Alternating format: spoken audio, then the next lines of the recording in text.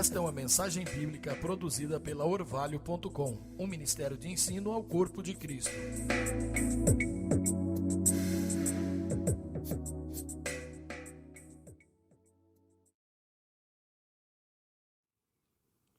Abra a sua Bíblia no livro de Gênesis.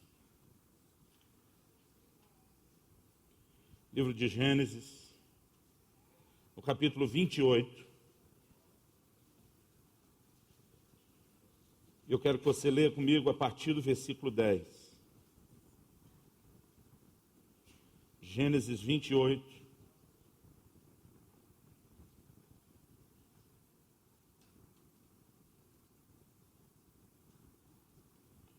Nós vamos ler um texto longo, do versículo 10 até o 22. Quem achou, diga amém. Se tiver sem Bíblia, irmão, dá uma esticada de pescoço na do vizinho e acompanhe com ele a leitura aí. O texto diz assim: partiu Jacó de Berseba e seguiu para Harã.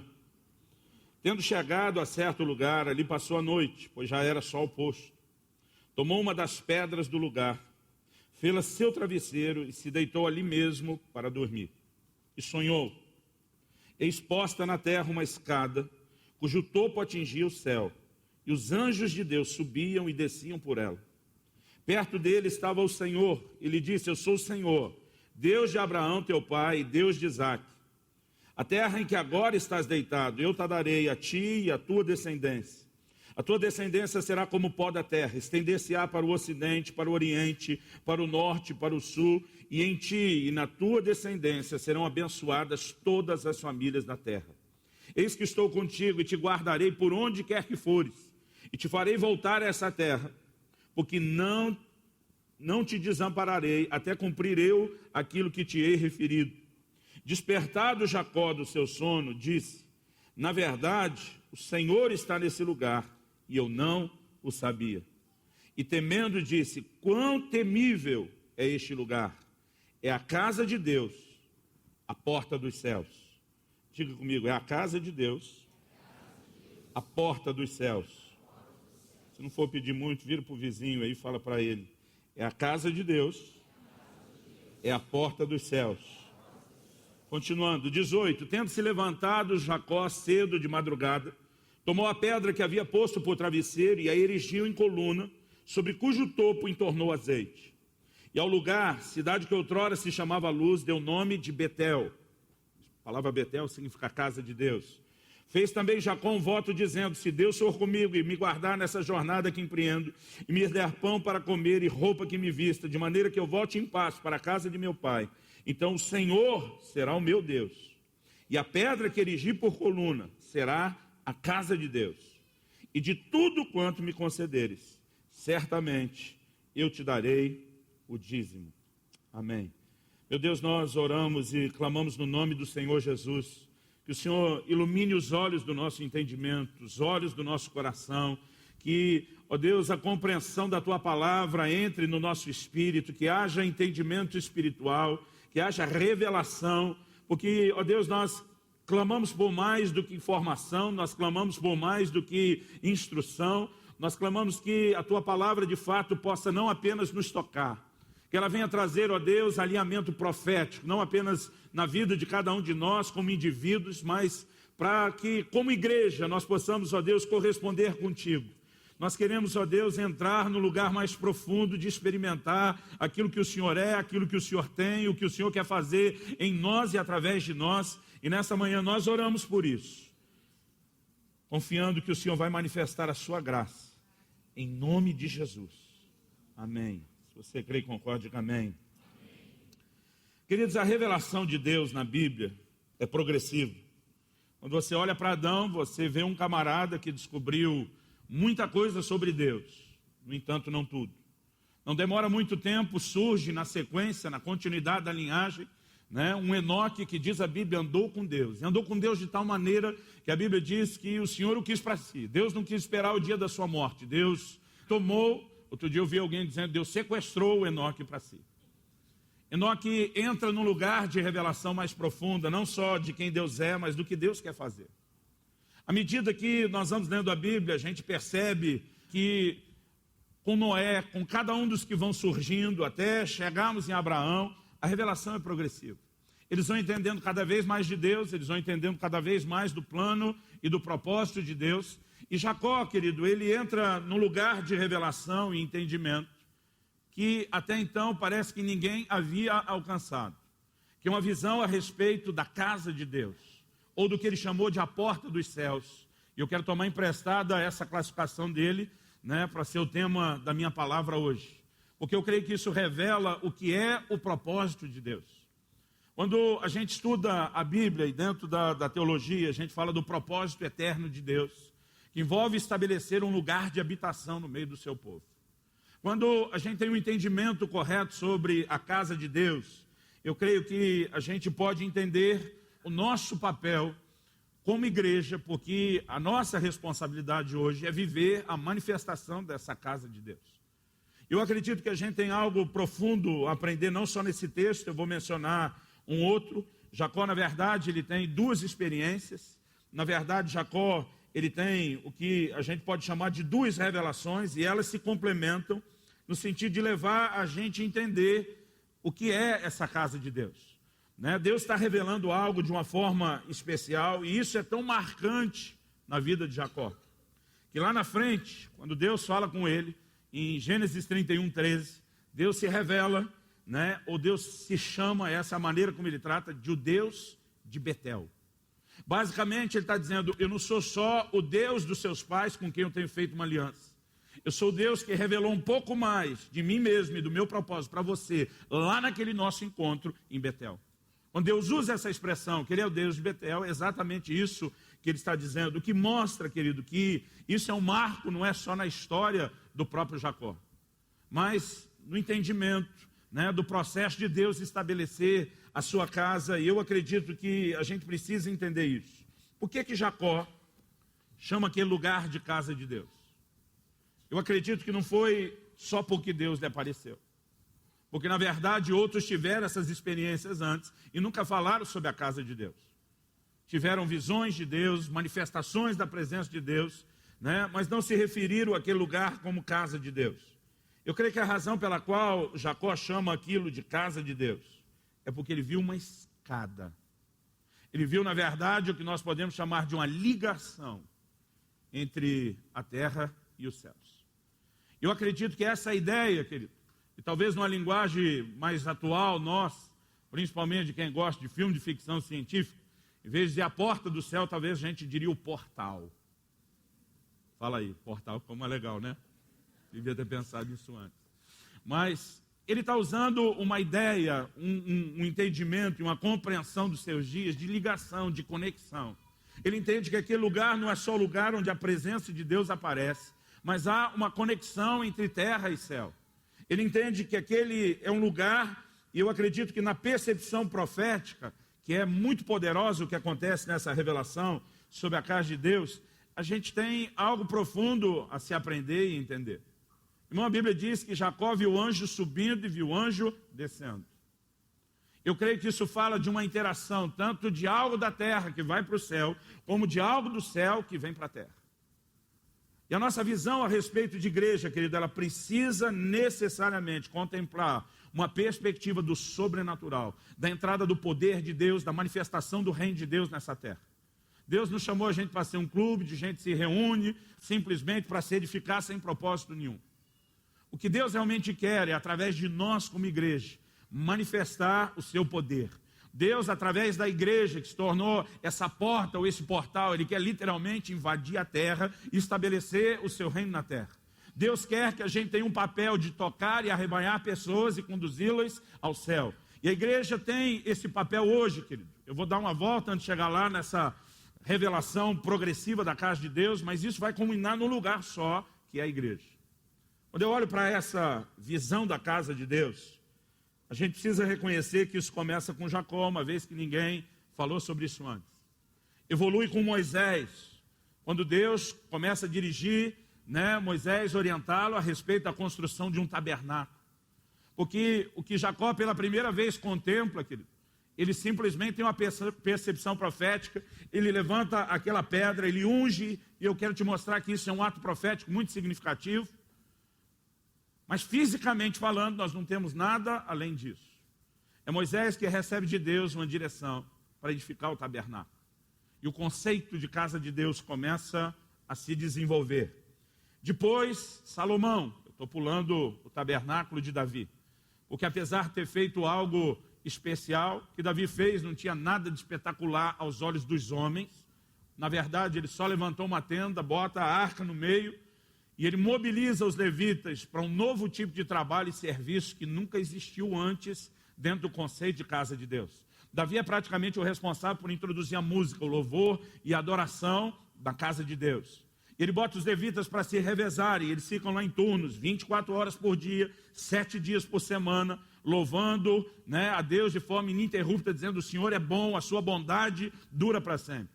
Mas apesar de ter levantado algo do qual Deus sente saudade, se é que nós podemos dizer assim, porque tanto no livro de Amós isso é declarado, como depois os apóstolos citam, o Senhor fala sobre reedificar o tabernáculo de Davi que está caído. Existe algo, não é o meu propósito falar sobre isso hoje, existe algo de especial naquele tabernáculo, irmão. Embora aos olhos dos homens fosse o menos empolgante, o menos atrativo, talvez o mais simples. Aos olhos de Deus, Deus olha e diz: eu quero aquele negócio de volta. Mas Davi quer ir além daquilo e construir uma casa. O Senhor diz: não vai ser você quem vai fazer isso. Salomão, seu filho, é que vai edificar a casa. E nós ainda temos depois a restauração do templo, que acontece no período do pós-cativeiro de Babilônia. Então, ao longo da história, a gente vê a partir de Jacó, Moisés, Salomão, até a reconstrução do templo, a maneira como eles vão lidando com o conceito de casa. Embora Jesus deixe claro, quando ele diz: vocês podem destruir esse templo, e eu vou reedificá-lo em 3 dias, Jesus estava dizendo: nós vamos levantar um novo conceito. Vai chegar uma nova revelação e percepção do que é a casa de Deus, que não será mais o prédio. Eu quero que você me acompanhe em Atos, no capítulo 7, a partir do versículo 44 até o 49, na pregação de Estevão. Estevão consegue, em Atos capítulo 7, fazer uma resenha de toda a história da nação de Israel.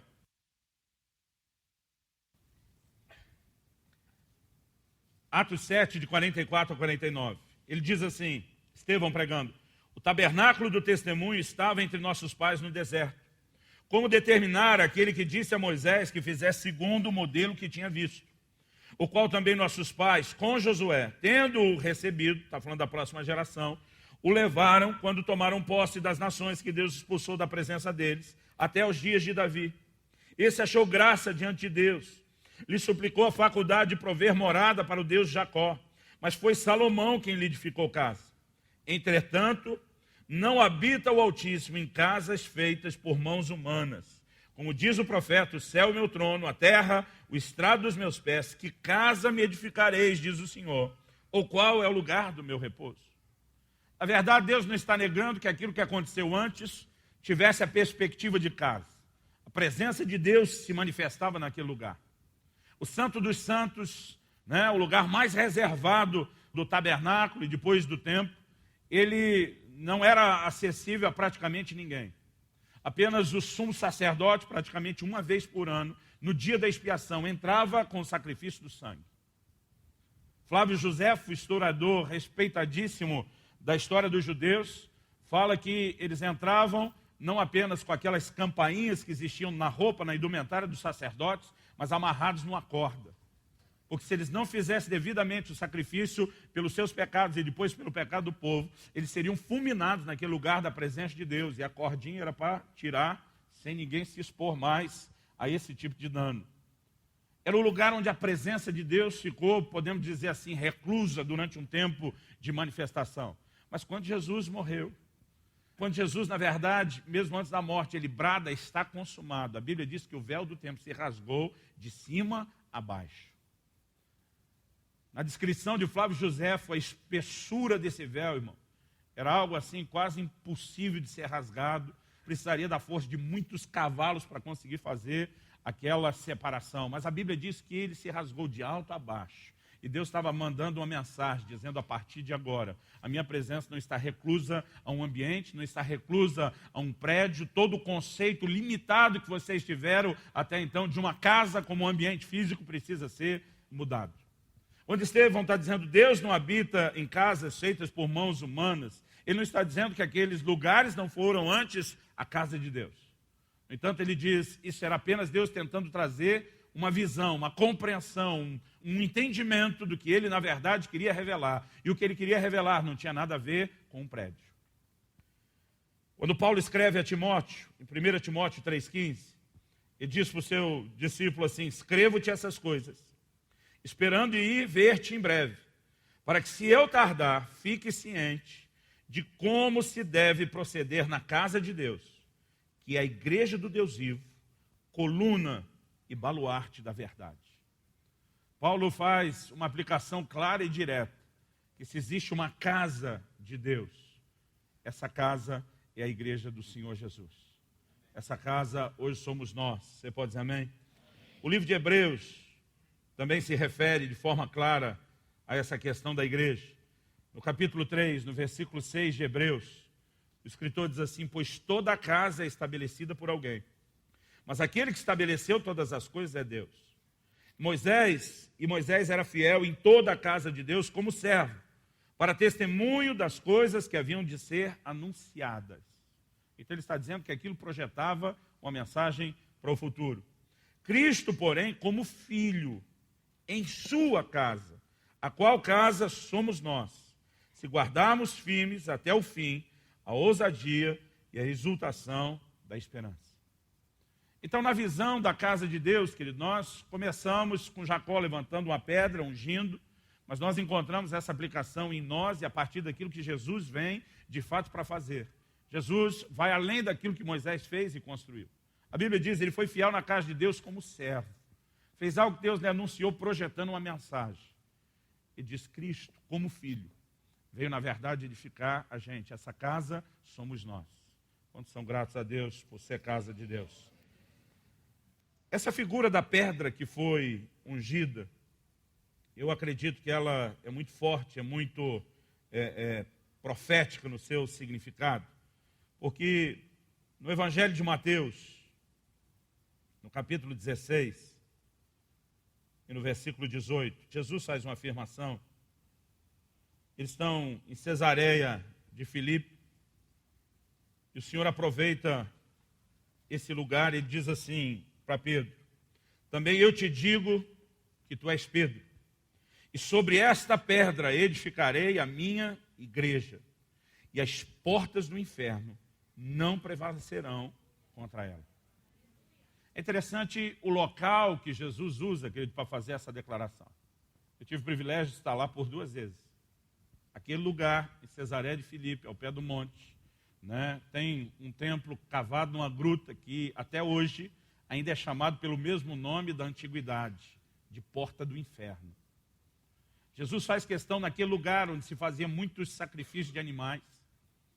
Alguns historiadores mencionam que em muitas ocasiões houve sacrifícios humanos. Se jogava normalmente o animal ou a pessoa por um buraco na gruta. Ali nós temos a nascente do Jordão. E eles ficavam na expectativa de se o sangue iria aparecer ou não nas águas, para através disso entender se o sacrifício tinha ou não sido aceito. Era um dos lugares de maior expressão do paganismo e de muita coisa que terrível acontecia ali. É nesse lugar que Jesus vai dizer: eu vou edificar a minha igreja. Deus está dizendo: se alguém tem uma casa, se alguém tem uma porta, um portal para estabelecer, sou eu. E ele diz: as portas do inferno não vão prevalecer contra a minha igreja. Na verdade, ele estava falando, querido, numa linguagem figurada do avanço da sua igreja. Agora, há um jogo de palavras por trás disso.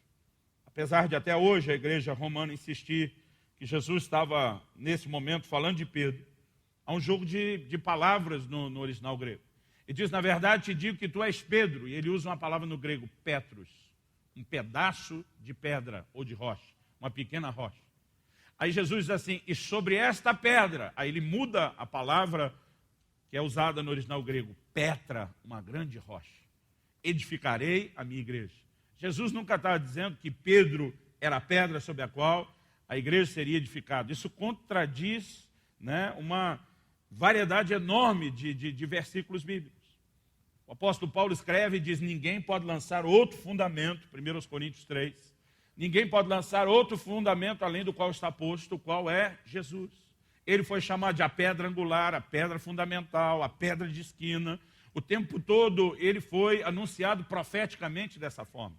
É impressionante a quantidade de palavras proféticas envolvendo Jesus e apresentando isso. A pedra que os construtores ou edificadores rejeitaram, né? Essa menção se repete muito na visão de Daniel. A pedra coloca abaixo aquela estátua que representa os reinos e depois se torna uma montanha que enche a terra, né? Tudo isso apontava para um lugar e para uma direção. Falava a respeito da pessoa de Jesus e do que ele viria fazer no sentido de estabelecer a casa de Deus. Pedro não teve nenhuma dificuldade em entender o que Jesus falou. Abre comigo em 1 de Pedro, no capítulo 2, primeira epístola de Pedro, capítulo 2, nos versículos 4 e 5. Então Pedro diz assim: chegando-se para ele, está falando de Jesus, a pedra que vive, rejeitada assim pelos homens, mas para com Deus eleita e preciosa. Aí no 5 ele diz: e também vós mesmos, como pedras que vivem, outra versão diz pedras vivas, sois edificados, casa espiritual, para ser de sacerdócio santo, a fim de oferecer de sacrifícios espirituais agradáveis a Deus, por intermédio de Jesus Cristo. Primeiro ele chama Jesus, né, dessa pedra viva. Depois ele diz que nós também somos pedras vivas, porque nós somos edificados sobre ele. Basicamente o que Jesus estava dizendo: eu sou o fundamento, a parte principal de tudo isso. Mas essa casa não será edificada só comigo. Essa casa será edificada com vocês. E a visão da casa de Deus, querido, ela progride, chega a esse ponto, mas nós precisamos, eu acredito, entender essa percepção dessa pedra que foi ungida. Interessante que o tempo todo, Jesus, ele cumpre a expectativa da nação de Israel, em cima das palavras proféticas, de vir como o Messias. Tanto a expressão Messias no hebraico, como Cristo no grego, que é um sinônimo, significa ungido. Ou seja, eu quando criança, achava que Jesus era o nome e Cristo era o sobrenome. Tipo, eu sou Luciano Subirá, pensava que ele é Jesus Cristo, achava que Cristo era o sobrenome dele. A palavra Cristo é ungido. Então eles se referiam a ele como Jesus, o Cristo, o ungido, ou o Messias. Basicamente, era a forma de dizer: ele é aquele que foi prometido. Quando ele se apresenta e diz: o Espírito do Senhor está sobre mim, porque me ungiu, ele está dizendo: eu sou o ungido. Irmão, quando Jacó levanta aquela pedra e derrama óleo, o que ele estava anunciando profeticamente? Chegará o dia que essa pedra ungida será o centro ou a base de toda a edificação do conceito da casa de Deus. Quando a gente consegue entender isso, eu acredito que a gente consegue também ir progredindo no entendimento do que é que Deus quer fazer ou de fato construir através de nós. Porque quando Jesus vem, abre comigo no Evangelho de João, no capítulo 1. Evangelho de João, capítulo 1. Nós vamos lá para o finzinho. A partir do versículo 45, aí nós vamos ler até o fim do capítulo. João 1, de 45 em diante. A Bíblia diz assim: Filipe encontrou a Natanael e disse-lhe: achamos aquele de quem Moisés escreveu na lei, e a quem se referiram os profetas, Jesus, o Nazareno, filho de José. Perguntou-lhe Natanael: de Nazaré pode sair alguma coisa boa? Sem preconceito nem bullying, né, irmãos? De Nazaré pode sair alguma coisa boa? Respondeu-lhe Filipe: vem e vê. Jesus viu Natanael aproximar-se e disse a seu respeito: eis um verdadeiro israelita em quem não há dolo. Irmão, tem gente que até para se elogiar é complicado. Olha aí, 48. Perguntou-lhe Natanael: de onde me conhece? Basicamente, acho que ele está dizendo: quem você pensa que é para falar bem de mim? Respondeu-lhe Jesus: antes de Filipe te chamar, eu te vi quando estavas debaixo da figueira. E esse é o momento que o camarada assusta. eles não têm nenhum tipo de binóculo, né? Eles não têm nenhuma forma de acompanhar essa coisa acontecendo por nenhuma outra maneira de transmissão, e ele leva um choque. Ele sabe aonde ele estava, ele sabe aonde Jesus estava, e quando ele descreve essa cena, né, o versículo 49 diz assim: então exclamou Natanael, mestre, tu és o Filho de Deus, tu és o Rei de Israel. Até então era o cara, pode vir alguma coisa de boa de Nazaré, né? De onde é que você me conhece? Ele está ali numa atitude, e quando o Senhor descreve com precisão, né, aonde foi que ele recebe o convite de Filipe, a maneira como isso aconteceu, o cara treme na base, e é como se ele dissesse, não é que ele é mesmo o Messias. No momento em que ele fala isso, tu és o Filho de Deus, tu és o Rei de Israel. Versículo 50, olha o que Jesus diz. Ao que Jesus lhe respondeu, o que te disse? Que te vi debaixo da figueira, crês? Ele diz, é isso que deu o start, o início à sua fé? Foi esse o botão que eu apertei? Olha o que Jesus diz, pois maiores coisas do que essas verás. Diga comigo, maiores coisas do que essas nós veremos. Fala para alguém ao seu lado, fala, maiores coisas do que essas nós veremos. 51, e acrescentou, olha como Jesus arremata a conversa. Em verdade vos digo, que vereis o céu aberto, e os anjos de Deus subindo e descendo sobre o Filho do Homem. Quem que lembra dessa figura? Jesus linka o que está acontecendo, ele vai lá na visão de Jacó, e diz, você está empolgado achando que isso é o sobrenatural, que isso é espantoso o suficiente. Jesus disse, você não faz ideia do nível da manifestação do sobrenatural e do poder de Deus que está a caminho. Ele diz, na verdade, o que vocês vão ver se cumprindo em mim é a visão de Jacó. Ele diz, eu sou a pedra ungida. Eu vim trazer, né, o entendimento ou o cumprimento daquilo que vinha sendo anunciado profeticamente a respeito da casa de Deus. Ele diz tudo aquilo que vem sendo falado, tudo que vem sendo encenado profeticamente ao longo de todo o Velho Testamento. Jesus estava dizendo, é a partir de agora que se cumpre, é a partir de agora que esse negócio começa. Irmãos, eu fico triste quando de vez em quando eu vejo um crente ou outro que parece dizer, eu queria ter vivido naquela época do Velho Testamento. Eu queria ter andado perto de Moisés, eu queria ter caminhado perto de Elias, eu queria ter andado com Davi. Irmão, foram momentos preciosos, singulares, com certeza.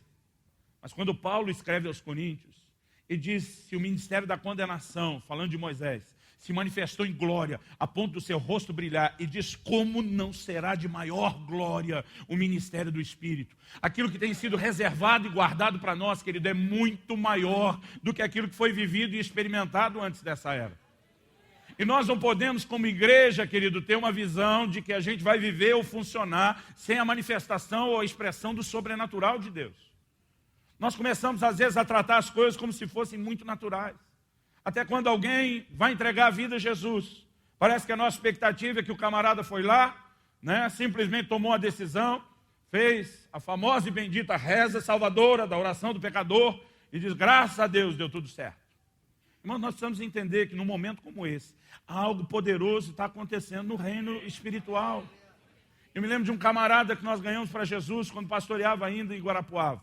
Nós trouxemos uma irmã que deu um testemunho poderoso de conversão, de onde Deus arrancou, o que Deus tinha feito na vida dela, e ela está descrevendo aquilo tudo, e esse cara entra pela primeira vez na igreja. Um doido, irmão, em todo sentido. Doido de ser um maluco envolvido com as drogas, doido de ter um monte de filosofia estranha, esquisita, mas era um cara que, apesar de estar batendo em tudo quanto é porta, tinha sede de Deus, estava procurando Deus, né? Não sabia aquilo que estava fazendo, mas estava correndo atrás. Naquele dia ele entrou na igreja, ele está ouvindo a pregação do Evangelho, e ela está falando a respeito daqueles que têm que lavar suas vestes no sangue de Jesus. Ela diz, só o sangue de Jesus pode remover o seu pecado, só o sangue de Jesus pode te tirar de onde está. E quando ela faz o apelo, esse cara correu para frente. E ele me contou depois que ele levou o maior susto da vida dele, porque logo depois de ter feito com ela a oração, e ele disse que quando abriu os olhos, ele levou um susto. Alguns viram a reação dele, porque ele diz, pastor, eu olhei para mim, e meu corpo, minha roupa, estava tudo coberto de sangue. Mas ele diz, enquanto eu olhava aquele negócio escorrendo, eu fui ficando limpo, né? E ele falou, eu acredito que Deus me fez entender o que é que acontece nesse reino espiritual. Pensa num cara que firmou, irmão, no mesmo dia. Nós precisamos entender, querido, que há uma manifestação do sobrenatural. O Deus que eu e você servimos, querido, Ele não vai se mover só dentro dos limites naturais que Ele mesmo estabeleceu. Ele quer nos levar, querido, a viver intensamente a manifestação do reino espiritual. E a igreja que entende isso, querido, ela precisa clamar, ansiar por isso, desejar, buscar, correr atrás disso. Nós não queremos funcionar como igreja, querido, sendo só uma espécie de clube. A gente não quer ser o tipo de gente que vem uma vez por semana picar cartão.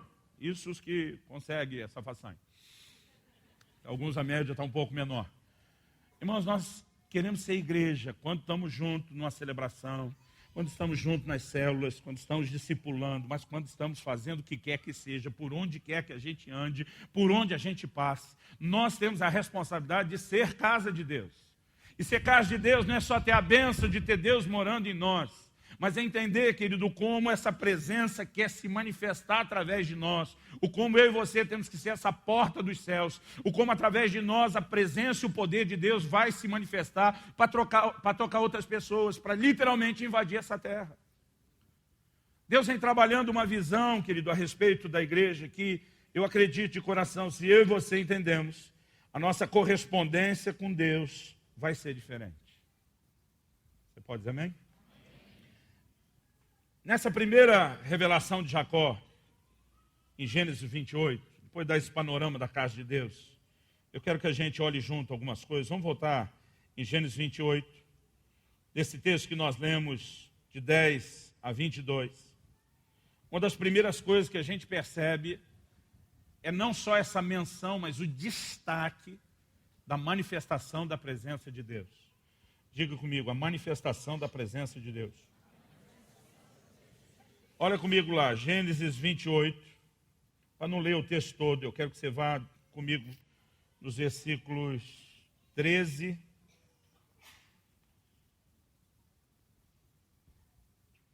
o 15 e o 16.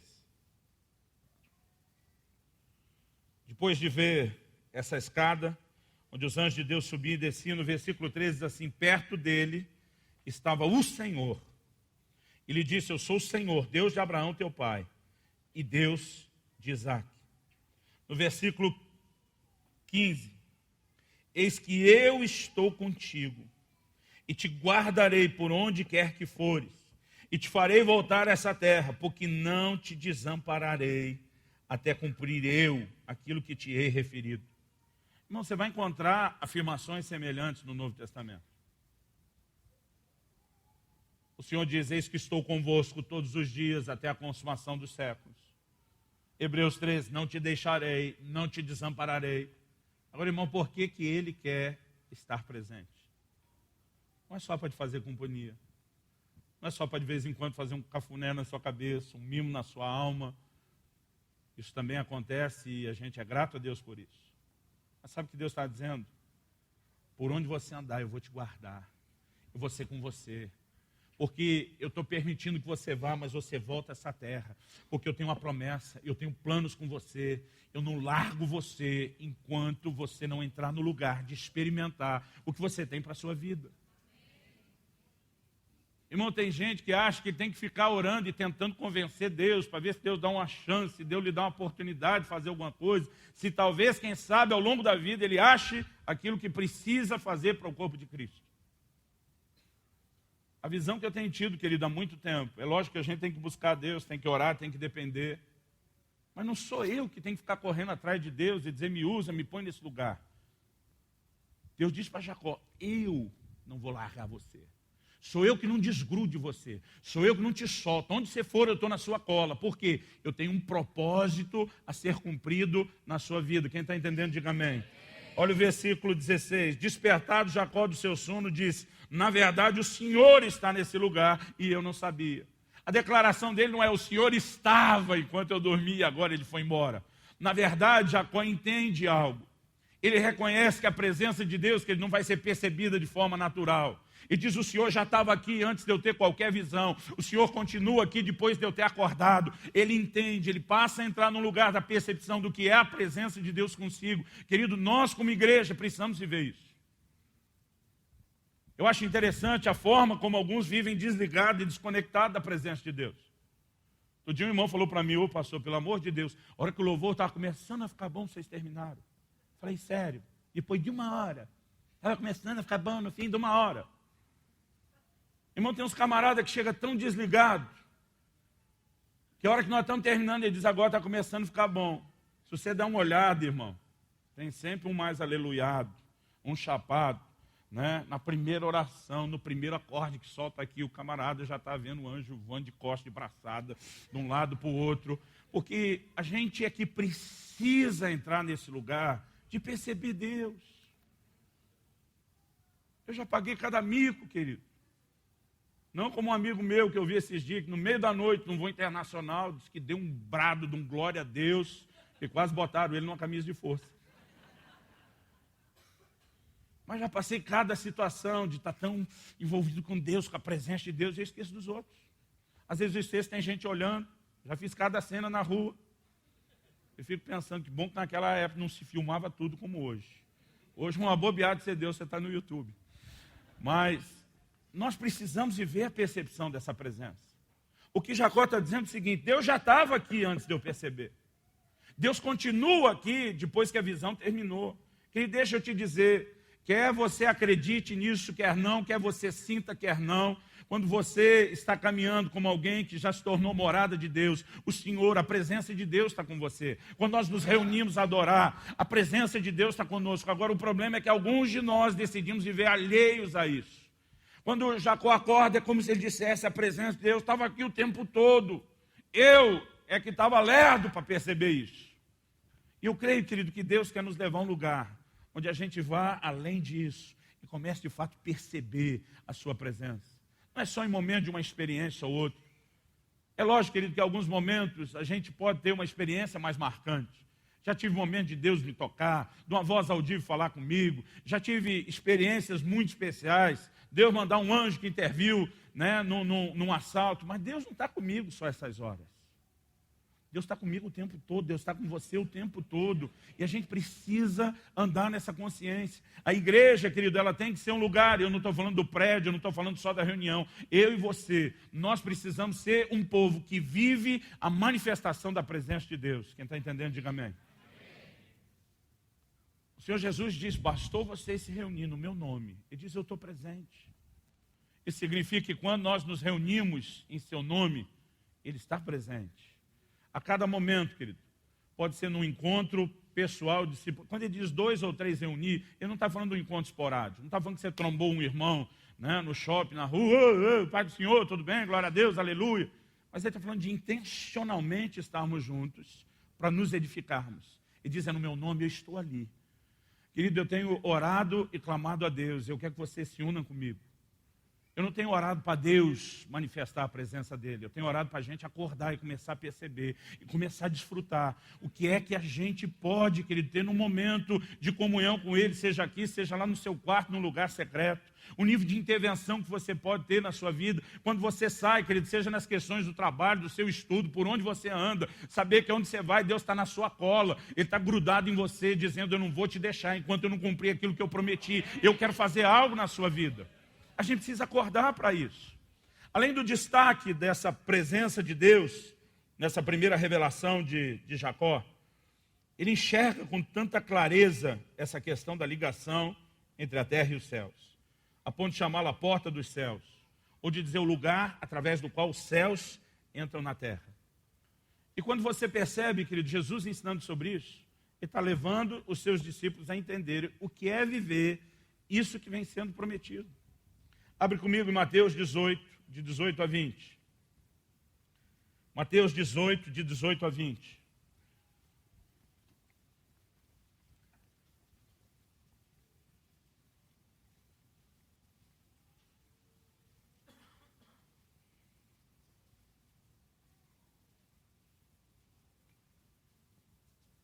O Senhor diz assim, verdade vos digo, que tudo que ligardes na terra terá sido ligado nos céus. Tudo que desligardes na terra terá sido desligado nos céus. A gente normalmente interpreta essa frase de forma errada. Que ligar e desligar, a gente pensa na cabeça do que é elétrico ou eletrônico. Então ligar deve ser coisa boa, desligar deve ser coisa ruim.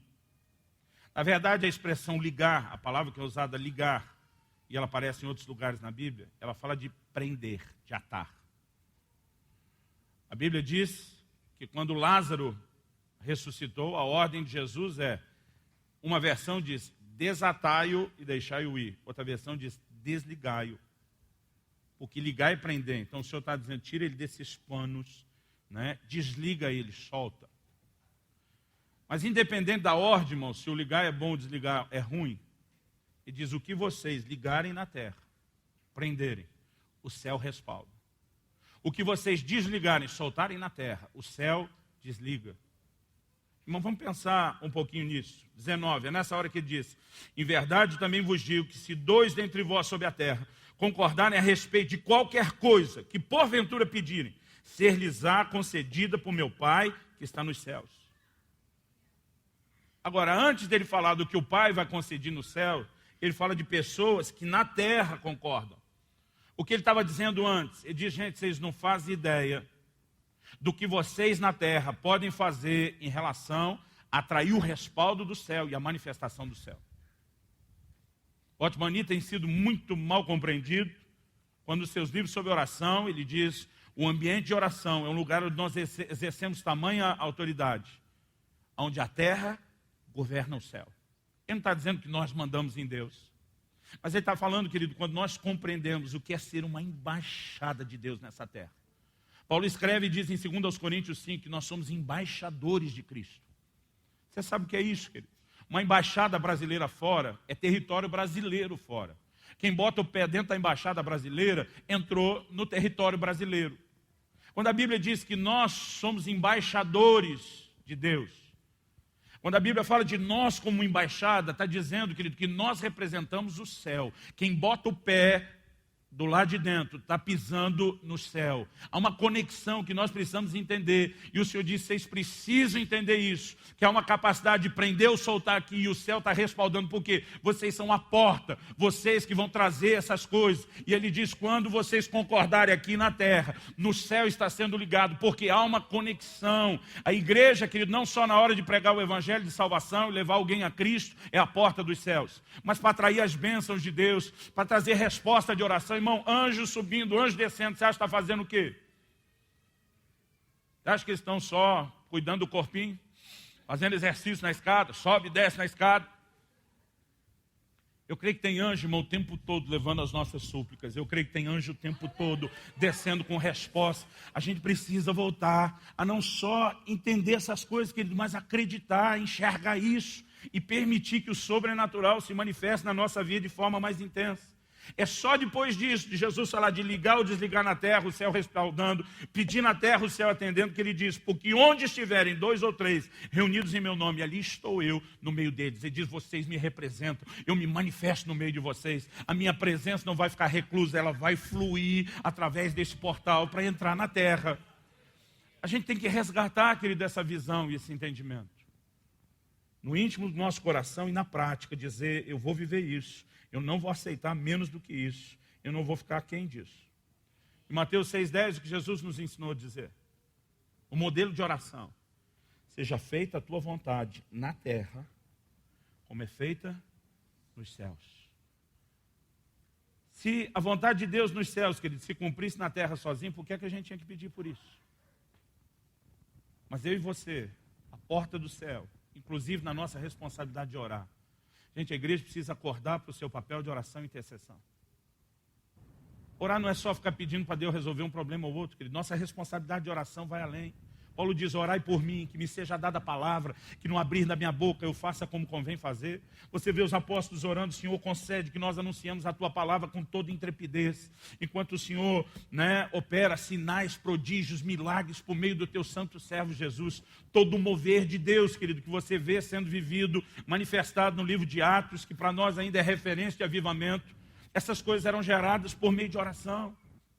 Eles oravam para que a palavra de Deus avançasse, para que houvesse novas conquistas. Eles oravam para o nível de palavra de Deus e edificação que receberiam ali dentro. Essas coisas todas eram geradas em oração. Paulo diz, orem pelos reis, orem pelos que se acham investidos de autoridade, para que a gente tenha vida mansa e tranquila. Querido, por meio da oração nós podemos mudar as coisas nessa terra. E nós temos a responsabilidade, não é só de ficar pedindo dinheiro para Deus, ou que Ele resolva um problema ou outro. A nossa responsabilidade como embaixadores, como sacerdotes de Deus nessa terra, é através da oração trazemos a intervenção de Deus em todas as áreas, seja do lado de dentro da igreja, querido, seja do lado de fora. Eu acho que a falta de revelação e entendimento dessas coisas é que acaba nos amarrando. Porque muitas vezes, querido, a gente não consegue enxergar qual é a nossa responsabilidade de oração e o que é que nós temos que fazer.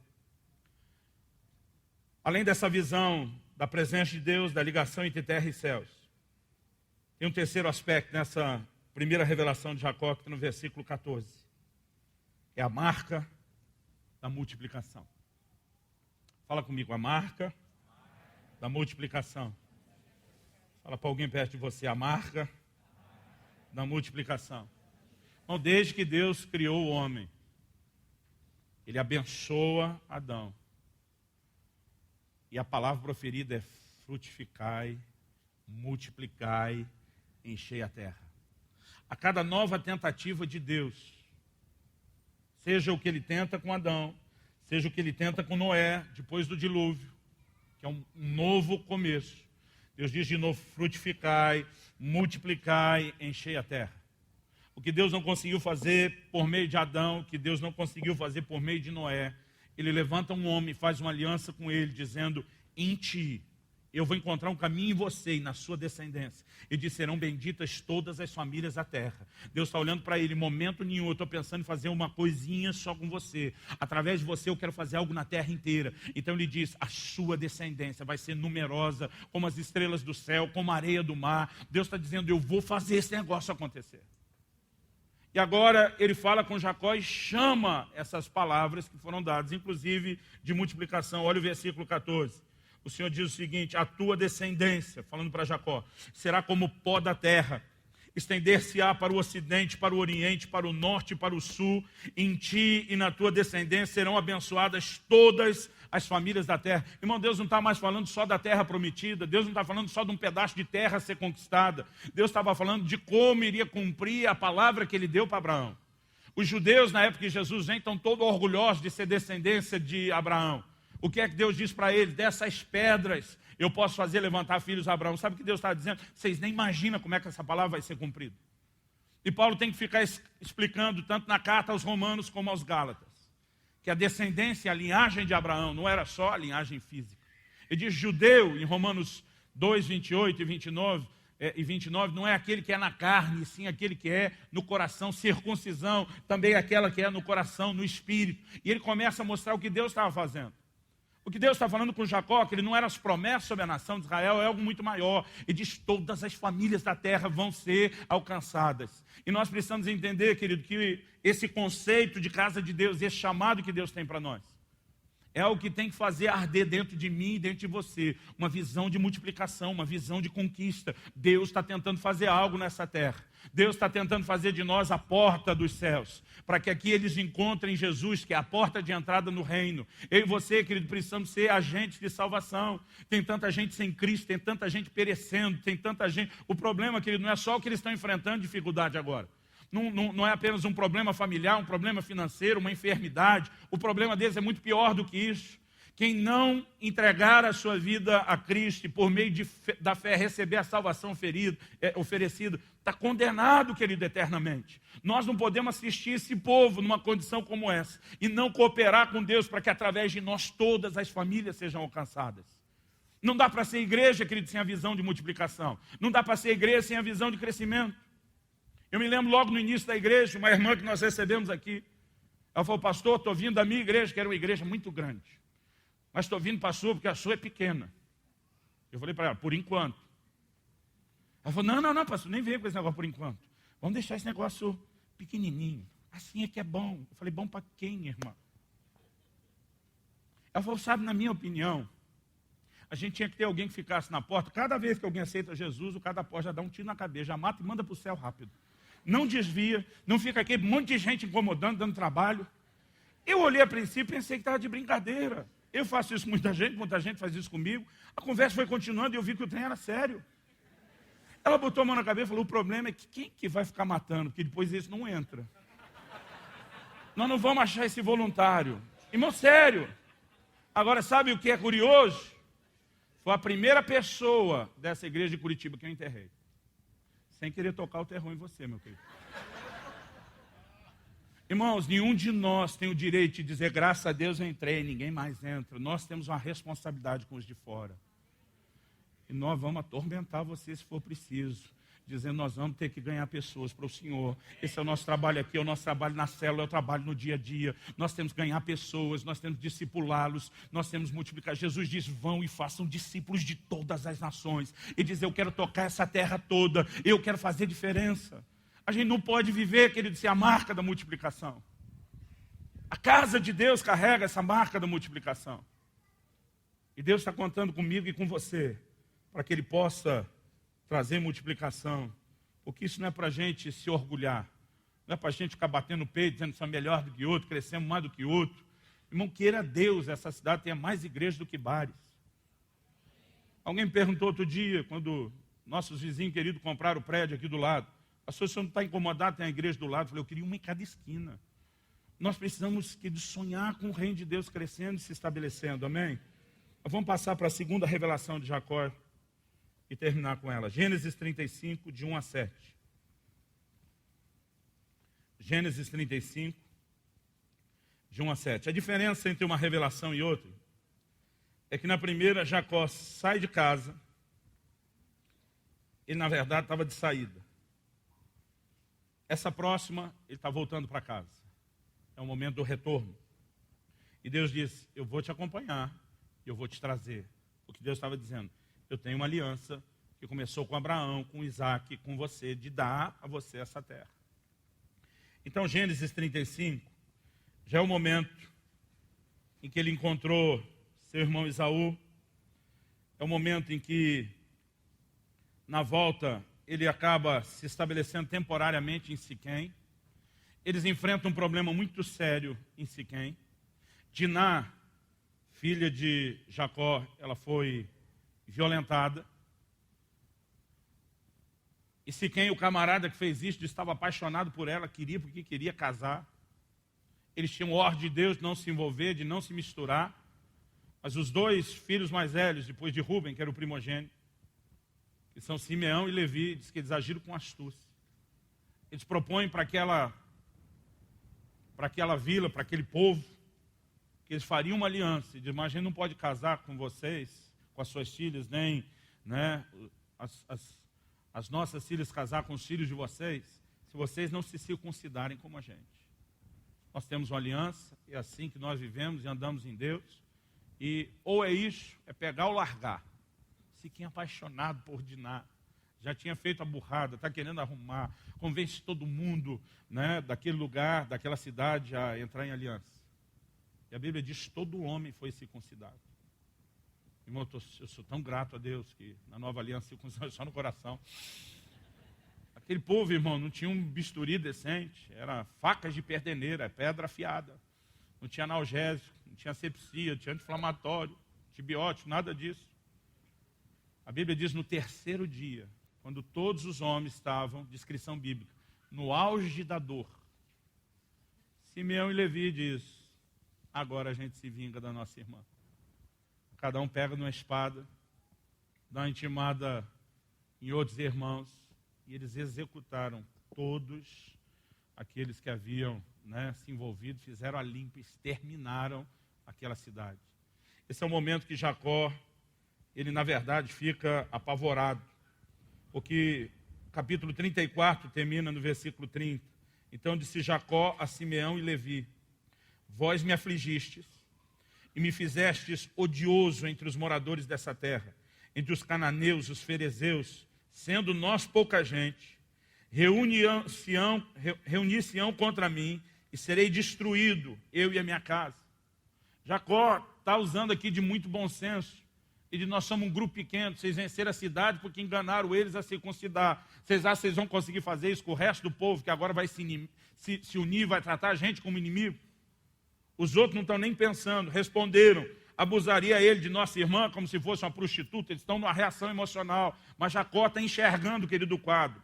Eu acho que é a hora que ele pensa, agora lascou tudo. E aí que nós entramos no capítulo 35. Disse Deus a Jacó, versículo 1, levanta-te, sobe a Betel. Aonde? Betel, o lugar da revelação, o lugar onde esse negócio começou. Deus diz, e habita ali, faz ali um altar ao Deus que te apareceu, quando fugias da presença de Esaú, teu irmão. Então disse Jacó à sua família, a todos os que com ele estavam, lançai fora os deuses estranhos que há no vosso meio, purificai-vos e mudai as vossas vestes, levantemo-nos e subamos a Betel. Farei ali um altar ao Deus que me respondeu no dia da minha angústia e me acompanhou no caminho por onde andei. Então deram a Jacó todos os deuses estrangeiros que tinham em mãos e as argolas que lhe pendiam das orelhas, e Jacó os escondeu debaixo do carvalho que está junto a Siquém. E tendo eles partido, o terror de Deus invadiu as cidades que lhes eram circunvizinhas e não perseguiram aos filhos de Jacó. Assim chegou Jacó a Luz, chamada Betel, que está na terra de Canaã, ele e todo o povo que com ele estava. E edificou ali um altar. E ao lugar chamou El Betel. Betel é casa de Deus. Mas a palavra El significa Deus. Então ele chama aquele lugar de o Deus da casa de Deus, da revelação da casa de Deus. Porque ali Deus se lhe revelou quando fugia da presença do seu irmão. A gente precisa entender o que é que está acontecendo aqui. Em primeiro lugar, Deus diz, vamos voltar a Betel, porque a revelação não está completa. E diz, eu quero que você me edifique um altar. Eu tenho que resumir isso. Deus está apresentando a visão do sacerdócio, a visão do ministério. 1 de Pedro 2,5 que nós lemos, diz que nós estamos sendo edificados casa espiritual. Para quê? A fim de sermos sacerdócio santo. Irmão, eu e você, como casa de Deus, não temos só a responsabilidade do louvor e adoração, mas como eu disse, nós temos da intercessão, mas há algo singular, querido, tanto no nosso papel de oração, como de oração e intercessão, como de adoração. O Senhor diz, eu quero que você levante um altar, eu quero que você assuma a visão do sacerdócio, eu quero que você entenda o que é ministério e serviço. Agora, o que me assusta, querido, é o quanto Jacó foi complacente com suas mulheres e seus filhos a respeito do envolvimento deles de idolatria que tinham na casa, né, dos familiares deles. A palavra de Deus fala que Raquel roubou alguns ídolos do seu pai.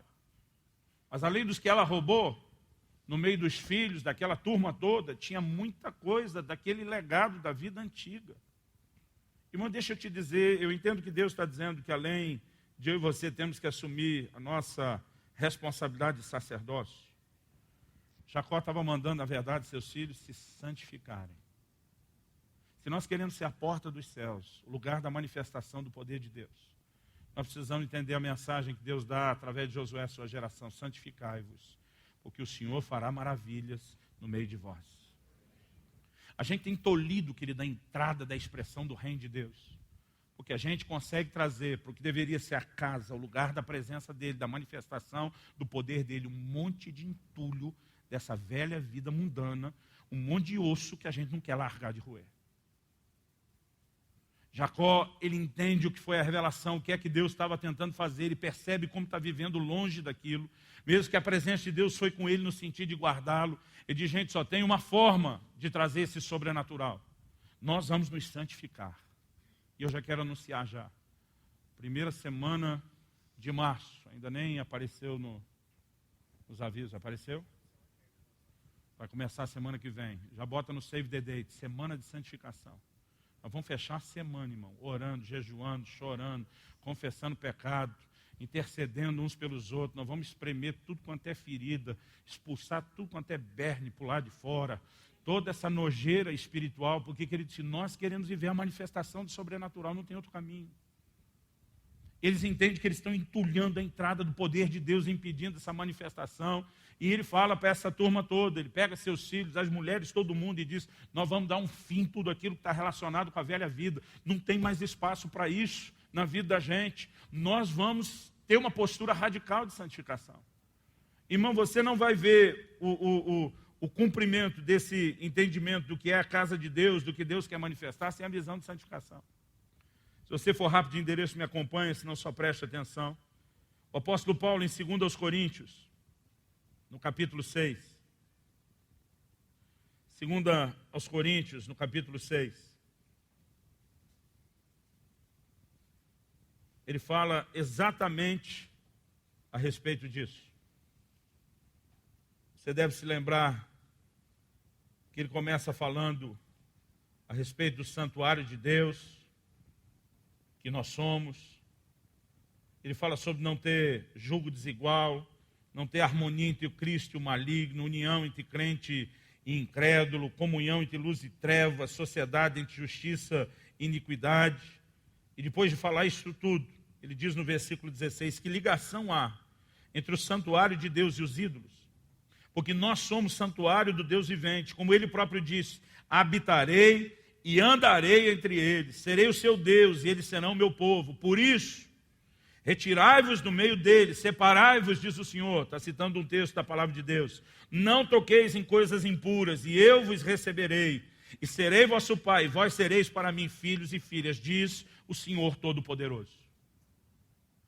Aí o capítulo 7 começa como? Tendo, pois, ó amados, tais promessas. Irmão, Deus prometeu manifestar a presença dele no nosso meio. Deus prometeu andar no nosso meio. Ele prometeu manifestar o poder da presença dele, trazendo intervenções. Ele diz: tendo, ó amados, tais promessas, purifiquemo-nos de toda impureza, tanto da carne como do espírito, aperfeiçoando a nossa santidade no temor de Deus. Quem quer viver, querido, essa manifestação da presença, quem quer viver esse entendimento de casa, não tem outro caminho. Enquanto eu e você, querido, estamos dizendo não para a santificação, quando eu e você estamos carregando toda essa bagagem da velha vida, nós estamos impedindo Deus de manifestar o pleno cumprimento dessa promessa. E nós queremos, como igreja, querido, nos posicionar, nos santificar. Nós queremos ajustar tudo aquilo que precisa ser ajustado. A Bíblia diz, a partir do momento que eles fizeram isso, olha o nível de intervenção. A Bíblia diz, o terror de Deus caiu sobre aqueles outros povos que iriam persegui-los. Ninguém consegue se atrever a mexer com eles. Não era exatamente isso que Jesus disse? Edificarei a minha igreja e as portas do inferno não prevalecerão contra ela. Irmão, deixa eu te dizer algo. Eu não quero que você me entenda mal. Eu não estou dizendo que a gente não trava a batalha com o reino espiritual. Paulo é claro em dizer isso em Efésios 6. Ele fala de usar a armadura de Deus, ele fala de uma luta contra o reino espiritual. E ele fala da oração, que ele não como sendo parte das armas. Ele mostra que a oração é a própria guerra. Mas deixa eu te dizer, há momentos onde nós vamos ter muito mais vitória, intervenção de Deus em relação ao inimigo. Só por termos uma postura de santificação. E o terror de Deus é Deus dizendo, agora eu é que vou para cima do inimigo. Há momentos, querido, quando eu e você estamos conectados com ele da forma devida, que a gente pode fazer que nem Josafá. Né? Josafá diz, ninguém pega na espada. Nós só vamos dizer, o Senhor é bom. Sua bondade dura para sempre. Nós somos casa de Deus. Deus está conosco. Nós não vamos guerrear. O próprio Senhor disse, vocês não vão ter que lutar. Eu vou à frente de vocês. Irmão, aquela turma sai corajosa. Em vez de um exército de guerreiros, sai um coral, dizendo, nós vamos ver o mover de Deus. E o inimigo se cuide, porque Deus vai acabar com a raça dele. Sabe, querido, há um lugar onde eu e você podemos entrar, onde nós vamos ver Deus guerreando nossas guerras, onde nós vamos ver Deus fazendo coisas que eu e você não conseguimos fazer, só de decidirmos levá-lo a sério. Sem santificação, querido, nós não vamos ser embaixadores ou representantes. Se nós vivemos como o mundo e não como o céu, nós perdemos a autoridade de representá-lo. Nós perdemos a capacidade de expressar o seu poder. É um grito do coração de Deus nos chamando para esse lugar de santificação. Você pode dizer amém? Quero que você fique em pé, por favor.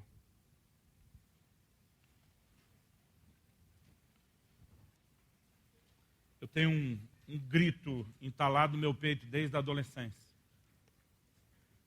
Quando o anjo de Deus aparece para Gideão e diz, o Senhor é contigo, homem valente. O negócio está na ponta da língua, Gideão não consegue nem segurar. Ele diz, se o Senhor é conosco, o que é feito das maravilhas que nos contaram nossos pais? Sabe qual é o entendimento de Gideão? O lugar onde Deus está tem que ter manifestação do sobrenatural. Ele diz, cadê o que é feito das maravilhas que nos contaram nossos pais? Cadê o mover de milagres da geração de Moisés? Cadê a unção de conquista da geração de Josué? Se o Senhor é conosco, cadê a manifestação dessa presença através do sobrenatural? Irmão, eu tenho orado, clamado a Deus, chorado a Deus. Eu não quero viver isso só no nosso meio. Eu quero ver a igreja de Jesus na nossa nação, a igreja de Jesus na terra, expressando e manifestando o sobrenatural.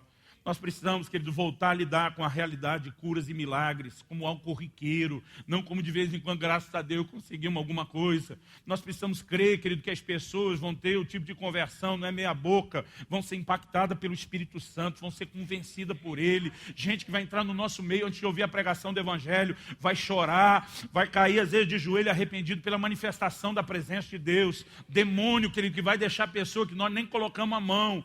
Gente que vão fazer como Paulo, tomar os aventais do seu corpo. A Bíblia diz, enfermos eram curados, demônios deixavam as pessoas. Nós precisamos voltar, querido, a esse lugar de entendimento. A igreja tem andado dessa forma desde o início.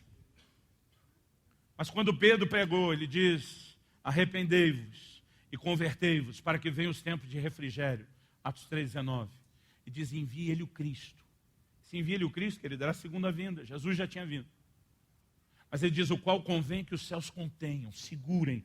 E os céus estão segurando Jesus. Ele diz, até o tempo da restauração de todas as coisas. Como falou Deus pela boca dos seus santos servos, os profetas.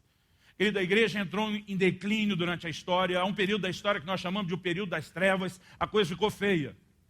Mas Deus está restaurando a sua igreja. O que nós olhamos lá atrás e chamamos de a reforma, que não foi um único momento histórico. É um início de algo que Deus não terminou. Deus vai restaurar a sua igreja. Tem muita gente desanimada, falando mal, falando contra a igreja. Querido, a Bíblia diz lá em Efésios 5 que a igreja para a qual Jesus vai voltar é uma igreja sem mancha, sem mácula, nem ruga, nem qualquer coisa semelhante, mas santa e irrepreensível. Eu sei que tem gente que não está levando Deus a sério, mas Paulo diz aos romanos que Deus sempre tem um remanescente, sempre é um povo no meio do povo, querido. E Deus vai fazer algo nessa terra. Agora, Ele está atrás de gente que abraça a visão e diz, nós vamos viver essa conexão, nós vamos viver essa escada, nós vamos ser esse portal, nós vamos ser instrumento de Deus. Eu quero te desafiar, querido, a ser parte disso. O que quer você se alistar nesse exército ou não, esse exército vai ser levantado. Se você não entrar, querido, é você que vai ficar para trás, é você que vai perder. Deus vai fazer algo e nós precisamos cooperar com Ele, ser instrumento dEle, amém? Coloca a sua vida diante do Senhor agora.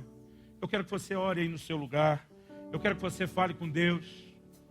Talvez seja a hora de você não apenas rever essas verdades e valores que você tem deixado de lado, mas talvez seja a hora, querido, de colocar em ordem algumas coisas. Talvez seja a hora de você voltar a levantar o seu altar, voltar a ter vida com Deus, querido, vida de oração, vida, né, de oração, de intimidade com Ele, de envolvimento com a palavra. Talvez você olhe para si e diga, eu de fato preciso fazer essa limpa. Eu também preciso desse posicionamento de santificação. Eu tenho que entrar nesse nível mais profundo. Eu tenho que largar esse entulho da velha vida. Talvez seja o momento de você dizer, Deus, o Senhor estava nesse lugar e eu não sabia, eu não percebia. De reconhecer, Deus, eu tenho perdido a percepção da sua presença, da manifestação do seu poder. Talvez seja a hora de você olhar para você mesmo e dizer, eu não tenho me importado em me unir com o Senhor nesse projeto. Talvez seja a hora de olhar para você mesmo e dizer, a marca da multiplicação não está em mim, mas eu vou romper isso. Eu vou quebrar com toda a esterilidade espiritual em nome de Jesus. Eu vou ser o tipo de gente que ganha as pessoas, que vai cuidar delas, que vai ser instrumento de Deus para estabelecer o seu reino, o seu propósito nessa terra. Pai, nós oramos em nome de Jesus, suplicando que a revelação e o entendimento da Tua palavra entre. Suplicando a Deus que cada um de nós se permita ser tocado, trabalhado pelo Senhor, despertado, mobilizado, para nos envolvermos, Senhor, no estabelecimento do Teu reino nessa terra. Deus, nós não queremos brincar de igreja. Nós queremos ser a manifestação da sua casa, do lugar da sua presença, como indivíduos por onde andamos. E, ó Deus, juntos quando nos reunimos, seja nas casas ou nas celebrações. Pai, nós clamamos pela manifestação do Teu poder de uma forma mais intensa.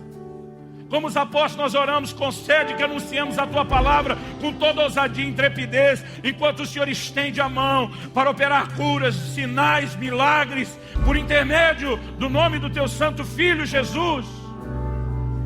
Nós oramos pela restauração, ó Deus, do sobrenatural, da manifestação do Teu poder, da obra do Espírito Santo no coração, ó Deus, desde o incrédulo até aquele que Te conhece. Do Teu poder que rompe os laços e as cadeias do inimigo e o poder do inferno. Pai, nós queremos nos arrepender, porque muitas vezes temos vivido de uma forma tão egoísta, só centrada em nós mesmos, pensando em toda forma de lucro que ainda podemos obter na relação contigo, sem enxergar a necessidade de sermos Teus instrumentos na terra. Deus, como igreja, nós clamamos a Tua restauração. Toca-nos, Senhor, como indivíduos e como corpo. Oh Pai, nós clamamos misericórdia e oramos como Abacuque. Na Tua ira, lembra-te da Tua misericórdia. Nós suplicamos, Senhor, suplicamos, aviva a Tua obra no decurso dos anos. Oh Espírito Santo, que venham dias de despertamento, de uma nova percepção à Sua presença. Que a escada que o Senhor prometeu seria vista o tempo todo com anjos, que ela se torne uma realidade, uma manifestação cada vez maior. Nós clamamos em nome de Jesus. Ora pela sua vida, querido, ora pela igreja. Pai, eu oro que o Senhor dê testemunho da veracidade da Tua palavra pregada nesse lugar, por meio dos Teus sinais. Eu oro por curas, por milagres sendo liberados hoje, não apenas aqui nesse ambiente, para aqueles que nos acompanham, ó Deus, pela internet, por meio dessa palavra gravada, que o poder do Teu Espírito se manifeste, em nome de Jesus.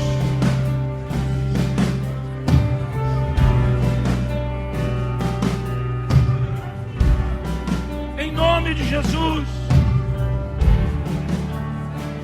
Queremos ser a manifestação da Tua casa, o lugar da expressão da Tua presença. Oh Deus! Oh Deus!